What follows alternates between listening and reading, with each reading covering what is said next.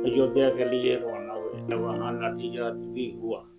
Jail को तोड़ने के पश्चात भागे भी, लेकिन लाठीचार्ज सहारनपुर में हुआ। ने ऐसी व्यवस्था की हुई थी कि वहाँ असल में जा ही कोई नहीं सकता था। बोरियों में बांध के डिबो दिया गया। हमको जेल में ले कोतवाली में ले गए। नमस्कार दोस्तों, क्या हाल चाल है। मैं हूं आपका होस्ट एंड दोस्त अभिषेक गौड़। तो दोस्तों, आज हमारे लिए एक बहुत बड़ा दिन है, बहुत खुशी वाला दिन है। आज रामलला जी की वापसी हुई है अयोध्या में। पर ये खुशी वाला दिन हमारे लिए इतना आसान नहीं था जितना आसान हमें लग रहा है। रामलला को वापिस अयोध्या में स्थापित करने के लिए 1990 में रथ यात्रा स्टार्ट हुई थी। तो हमारे कई कार सेवकों ने वहां पे अपना बलिदान भी दिया था। 1992 में विध्वंस हुआ था बाबरी मस्जिद का, तो हमारे यहाँ से कई कार सेवक गए थे। उन्हीं की बदौलत हमें आज ये दिन देखने को मिल रहा है। और उन्हीं में से एक कार सेवक करण शर्मा जी जो आज हमारे साथ हैं, तो वो बताएंगे उस दिनों के बारे में जब कत्लेआम भी हुआ था, कार सेवकों पर गोलियां भी चली थी और काफी कार सेवकों को जेल में भी डाला था, उन पर पर्चे भी हुए थे। बाकी की कहानी हम सुनते हैं करण शर्मा जी की जुबानी ही। करण शर्मा जी नमस्कार। नमस्कार। अभी हमारी बातचीत चल रही थी कि 1990 में हमारी रथ यात्रा शुरू हुई थी और उसके बाद 1992 में बाबरी मस्जिद थी, उसका विध्वंस हुआ था। तो आपका क्या उसमें रोल रहा था, आपने क्या किया था? आपने तो देखा सब कुछ, तो प्लीज हमें बताइए क्या हुआ था उस समय। 1990 की बात है कि स्थानीय दीनानगर से हम लगभग गांवों से डालकर 100 कार्यकर्ता अयोध्या के लिए रवाना हुए। पठानकोट से ट्रेन में बैठे और सहारनपुर में हमको गिरफ्तार कर लिया गया। वहाँ पर गाड़ी को रोक लिया गया। सभी कार सेवकों को वहाँ से उतार कर गिरफ्तार कर लिया गया। वहाँ लाठीचार्ज भी हुआ। हम लोग सभी कार्यकर्ता 500-700 की संख्या में वहाँ गिरफ्तार हुए। हमें पकड़कर सहारनपुर में ले जाया गया। वहाँ से हम लोग अपने साथियों की मदद से पुलिस लाइन से भागकर दीवार को क्रॉस करके हम लोग वहाँ से निकले। हमको वहाँ पर विश्व हिंदू परिषद के या स्थानीय लोगों के संयोग से हमको रात को फिर स्टेशन में भेज दिया गया। वहाँ से हम रेल द्वारा अयोध्या ही जा रहे थे। लखनऊ से पहले हरदोई स्टेशन में हमको फिर गिरफ्तार कर लिया गया।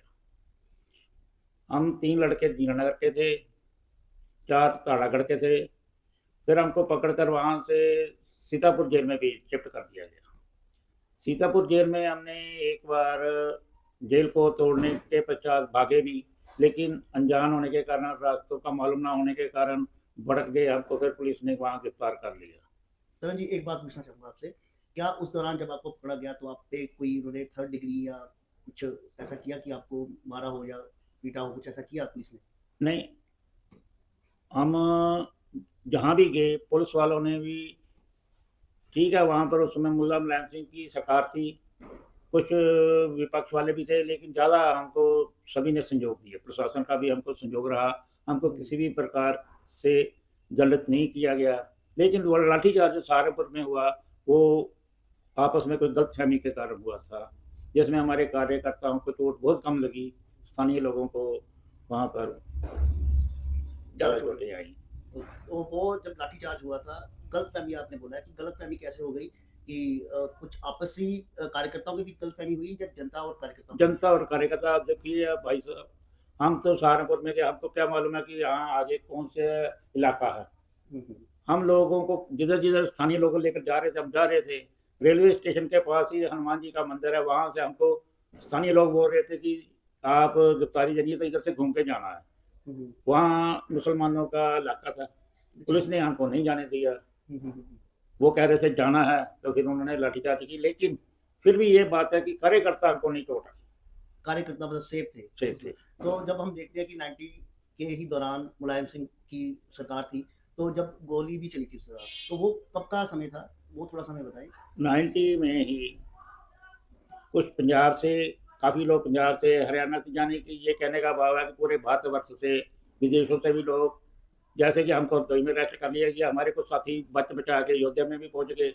ऐसे ही काफ़ी लोग जो अयोध्या में पहुंच गए, उन्होंने वहाँ पर कार सेवा की कोशिश की। लेकिन मुलायम सिंह की सरकार होने के कारण मुलायम सिंह ने कहा था कि यहाँ पंछी भी परिंदा नहीं मारेगा।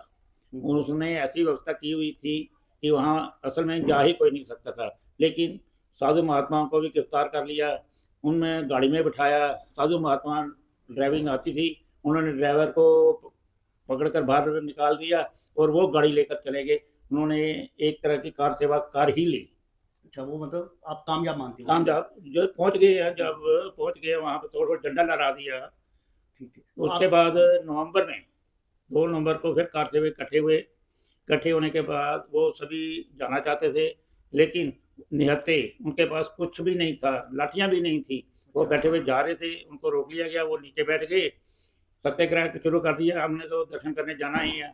लेकिन उसी समय लखनऊ से अधिकारियों का जैसे भी कोई कहते हैं संदेश आ गया, उन्होंने नेताओं पर गोलियां चलाई, जिसमें हमारे काफ़ी कार सेवक मारे गए।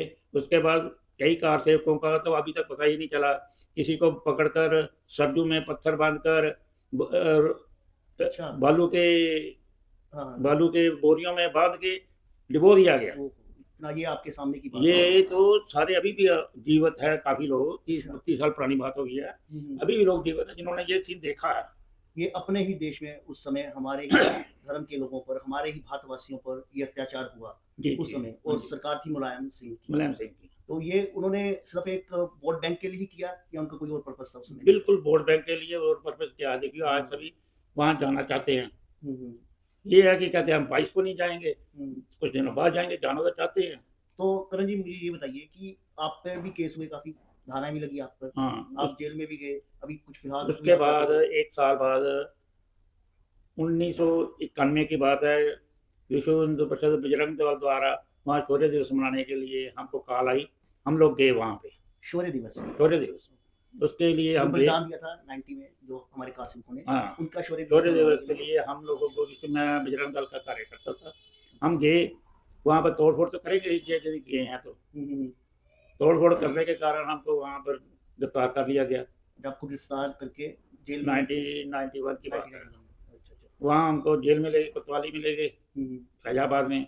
उसके बाद रात को हमारी ज़मानत हुई, हुँ, हुँ। हम लोग अपने घर में आ गए। ज़मानत आपकी किसने करवाई उस समय? स्थानीय लोगों ने। स्थानीय लोगों ने हाँ, पूरा साथ स्थानीय दिया लोग। आपका, हाँ, तो ज़मानत उन्होंने करवाई। हाँ। तो ऐसा तो नहीं हुआ कि आपको जब गिरफ्तार किया अंदर कोई टॉर्चर किया गया हो, क्योंकि सरकार तो मुलायम सिंह यादव की थी। नहीं, नहीं, उस हाँ। समय कल्याण सिंह की सरकार थी। कल्याण सिंह जी आ गए। 1991 में कल्याण सिंह की सरकार 99 थी। 1991 में कल्याण सिंह जी आ गए थे। मुझे सुनने में आया था कि 90 में जब कार सेवकों पर गोली चली थी, तो मुलायम सिंह जी ने इस्तीफ़ा दे दिया था, उनसे इस्तीफ़ा माँगा गया था। वो तब की ही बात है मेरे वहाँ ख्याल कल्याण सिंह से, कल्याण सिंह से। से। कल्याण सिंह हाँ, आ गए थे तब। वो 92 की बात है। हुँ। तो जो 91 में तो हो गया, शौर्य दिवस मनाने के लिए गए, तब आपका केस हुआ। हाँ जी। तो जब विध्वंस हुआ था, जब अपना बाबरी मस्जिद का, जिसको हम बाबरी मस्जिद बोल देते हैं, विध्वंस बोल देते हैं, तो उस समय आपका क्या मतलब, आपने वहाँ पे गए थे, वहाँ पे अटेंड किया था आपने हाँ वो जी, वाला? किया था। उसमें मेरे पे केस पड़ा था। हाँ जी। 147, 227 आईपीसी धारा पे मेरे पे केस। ये हमें थोड़ा बताइए, ये 147 ये कौन-सी धाराएँ लगी थी आपको? भड़काऊ भाषण, तोड़-फोड़।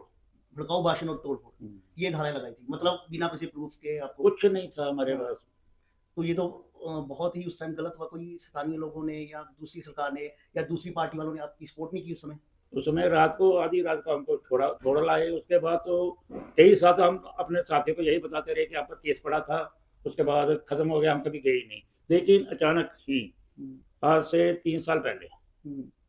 अचानक ही, हमको कुछ मालूम भी नहीं था, गिरफ्तारी वारंट आ गए हमारे। जब गिरफ्तारी वारंट, मतलब आपके 30 साल बाद गिरफ्तारी हाँ। वारंट आपके आए, हाँ। जो कि आपको पता भी नहीं था। पता भी नहीं था हमको। तो उसका क्या बना? फिर गिरफ्तारी वारंट आने के बाद फिर हमने तत्काल वहाँ अयोध्या में जाके हुँ, सरेंडर किया। वहाँ पे हमने, हमारी जमानत हुई। ये हमारी जमानत हुई हमारी 16/2/22 को।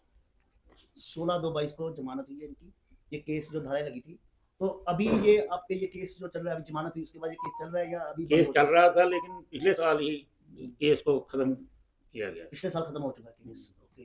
तो देखिए, हम यही, इनसे मिलवाने का यही हमारा मुद्दा था कि आप जो खुशी मना रहे हैं, ये हमें खुशी आसानी से नहीं मिली। करण शर्मा जी जैसे जो कार सेवक थे, उन्होंने कितनी कुर्बानियाँ दी, और उसकी वजह से आपको ये आज दिन देखने को मिल रहा है कि ये दिन इतनी आसानी से नहीं मिला।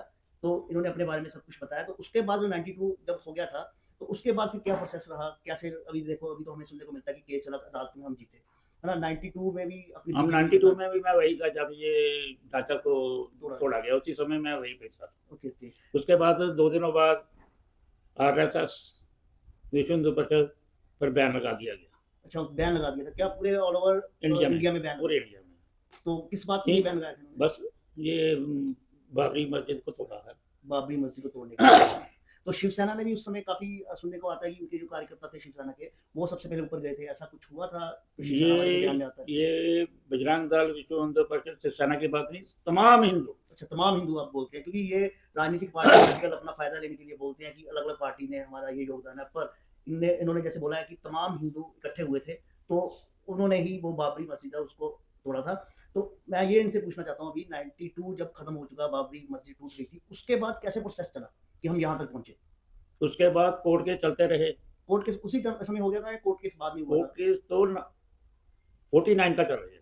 अच्छा कोर्ट केस अब आज एक बात हमें ये भी क्लियर हुआ है कि 49 से यानी आजादी के बाद से ही कोर्ट केस चल रहा है। तो कोर्ट केस में क्या एक्चुअली तो ये कोर्ट केस 1800 कितने के चल रहे हैं। अच्छा ये लेकिन हाँ, आजादी के बाद जो चल रहे हैं ना, निर्मोही खड़ा हो गया, दूसरा खड़ा हो गया, तीसरा खड़ा हो गया, ये 1947 के बाद ये लगातार कोर्ट केस चल रहे हैं। ये 6 दिसंबर 1992 को जब ये मस्जिद को तोड़ा गया, उस समय भी यही था कि आजकल फैसला आ जाएगा, आजकल फैसला आ जाएगा, आजकल फैसला आएगा, लेकिन सरकार कह लो, सुप्रीम कोर्ट कह लो, दबाव कह लो, कुछ भी कह लो, फैसला नहीं आता था। इसलिए उस समय कार्यकर्ता भड़के हुए थे, उन्होंने वो फिनिश कर दिया काम। तो आपका कहने का मतलब है कि उस टाइम की जो सरकारें थी वो बिल्कुल भी साथ नहीं देती थी, चाहे हिंदू का कोई भी मुद्दा होगा या हिंदू की भावनाओं के साथ खिलवाड़ होता रहा है तब आजादी के बाद भी। आजादी से लेकर ये नहीं हम कहते बीच में भी हिंदू सरकारें आई हैं, नाम तो नहीं मैं लेता, किसी ने भी कुछ नहीं किया हिंदुओं के लिए। ये पिछले 2014 से लेकर जब मोदी जी आए स्पष्ट मैं कह रहा हूँ, पूरे पंजाब की बात नहीं, पूरे हिंदुस्तान की बात है, हिंदू हिंदू कहने से भी घबराता था। देखिए हम तो पत्रकार हैं तो हम तो ये किसी भी पार्टी के लिए नहीं बोल सकते, पर जो सच्चाई है वो आपके सामने है, क्या क्या हुआ, क्या क्या किया, क्या क्या इन्होंने सहा। तो वो एक हम अपने ही अगर गांव में अपने ही शहर में गिरफ्तार हो जाते हैं तब बड़ी बात होती है, हमें टेंशन लग जाती है। पर ये कहाँ से, जैसे कवि शर्मा वहाँ पे गए, यहाँ से 1000 किलोमीटर की दूरी पर वहाँ पे गिरफ्तार हुए, कोई घर वाला नहीं था पास में, तो इन पे क्या बीती होगी और कितनी कुर्बानियां दी है। आज जो हम दिन देख रहे हैं, रामलला जी की स्थापना हुई, वापिस आए घर, जो ये चीजें देख रहे हैं तो इन जैसे कई लोगों की मेहनत ही है, कुर्बानियां ही है। तो करण जी अब आप क्या सोचते हो कि आगे वाला भविष्य कैसा है? कि जैसे आपने बोला कि पिछले 10 साल से हिंदू अपने आप को हिंदू बोलना शुरू किया है, तो ये चीजें अब सामने दूसरी, जैसे मथुरा में भी एक ऐसी ही है मस्जिद है जिसमें बोलते हैं कि हिंदू मंदिर है, और दूसरी काफी ऐसी है जगह। इस समय पूरे वर्ल्ड में कह लो, भारतवर्ष में तो पक्का हिंदू जाग गया है। जागने के बाद पहली बार एकत्रित हुआ, एक साथ हुआ है, नहीं तो हिंदू ही हिंदू के लिए मुसीबत बनी हुई थी। हिंदू ही हिंदू की बात को काटता था। हमारे पीछे जो सरकारें थी उनमें तो 80% हिंदू ही है, 90% हिंदू ही हैं, लेकिन वो हिंदुओं के विरुद्ध थे।